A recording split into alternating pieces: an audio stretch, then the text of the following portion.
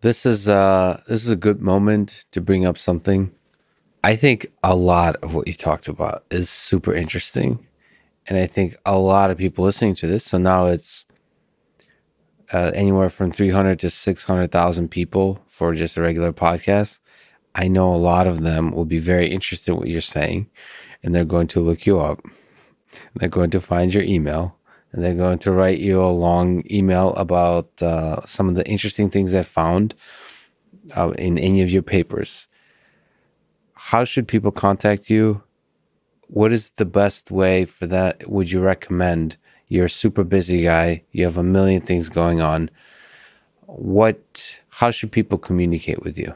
Thanks for bringing this up. I'm glad to get the opportunity to address this. If someone's interested in participating in a study, Yes. the best thing to do is go to the website. Of the study or of which website? So we have all of our psilocybin studies. So everything we have is up on one website, and then we link to the different study websites, but hopkinspsychedelic.org. Mm-hmm. So everything we do, or if you don't remember that, just, go to your favorite search engine and look up Johns Hopkins psychedelic, and you're going to find one of the first hits is going to be this website. And there's going to be links to the smoking study and all of our other studies. If there's no link to it there, we don't have a study on it now. Mm-hmm. And if you're interested in psychedelic research more broadly, you can look up, like at another university that might be closer to you. And there's a handful of them now across the country. And there's some in Europe that have studies going on. But you can, at least in the US, you can look at clinicaltrials.gov and look up the term psilocybin. And in fact, optionally, people even in Europe can register their trial on there. So that's a good way to find studies. But for our research, rather than emailing me, like a more efficient way is to go straight. And you can do that the first phase of screening. There's some questions online, and then someone will get back in touch with you. But I do already I expect it's like going to increase, but I'm already at the level where my simple limited mind and limited capacity is already, I sometimes fail to get back to emails. Yep. I mean, I'm trying to respond to my colleagues, my mentees, all these things, my responsibilities, and as many of the people just inquiring about, I want to go to graduate school, I'm interested in this. I have a daughter that took a psychedelic and she's having trouble. And it's like, so I try to respond to those, but sometimes I just simply can't get to all of those already. To be honest, like from my perspective, it's been quite heartbreaking because I basically don't respond to any emails anymore. And especially sort of, you mentioned mentees and so on, like outside of that circle, it's heartbreaking to me how many brilliant people there are, thoughtful people, like loving people, and they write long emails that are really, by the way, I do read them very often. It's just that the response is then you're starting a conversation, and there's the heartbreaking aspect is you only have so many hours in the day to have deep, meaningful conversations with human beings on this earth. And so you have to select who they are, and usually it's your family, it's people like you're directly working with. And even, I guarantee you, with this conversation, people will write you long, really thoughtful emails. Like there'll be brilliant people, faculty from all over, PhD students from all over.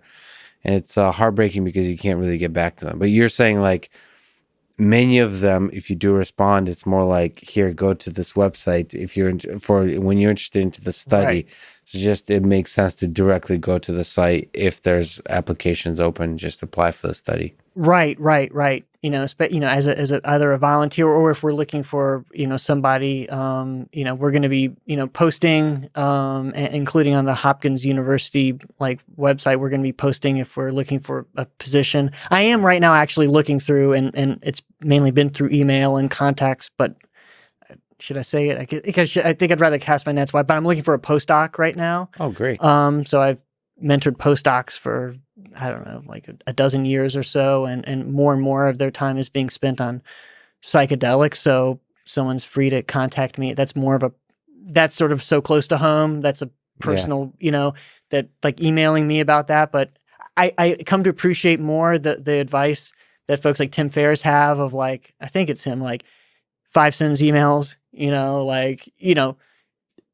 a subject that gets to the point, that tells you Yep. what it's about, so that like you break through the signal to the noise. But I really appreciate what you're saying, because part of the equation for me is like, I have a 3-year-old, and like my time on the ground, on the floor, playing blocks or cars with him Mhm. is part of that equation.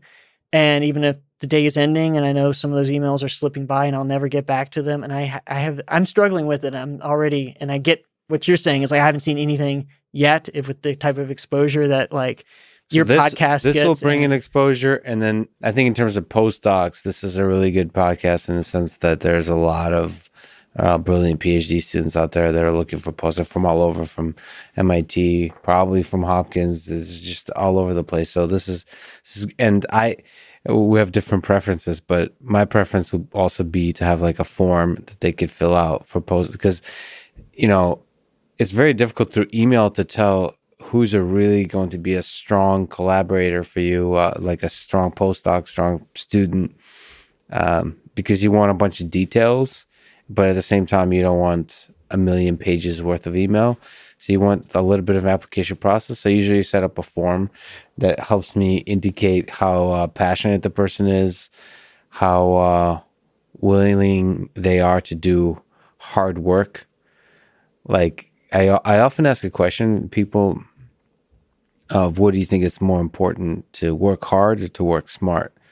And I use that those types of questions to indicate who I would like to work with, um, because it's counterintuitive. But anyway, I'll leave that question unanswered for people to figure out themselves. But maybe if you know my love for David Goggins, you'll understand. So anyway, those are good thoughts about the forms and everything. Yeah. it's difficult, and that's something that evolves. Email is such a messy thing. There's speaking of Baltimore, Cal Newport, if you know who that is, he wrote a book called Deep Work. He's a computer science professor, and he's currently working on a book about email, about all the ways that email is broken. So it's just Interesting. this is going to be a fascinating read.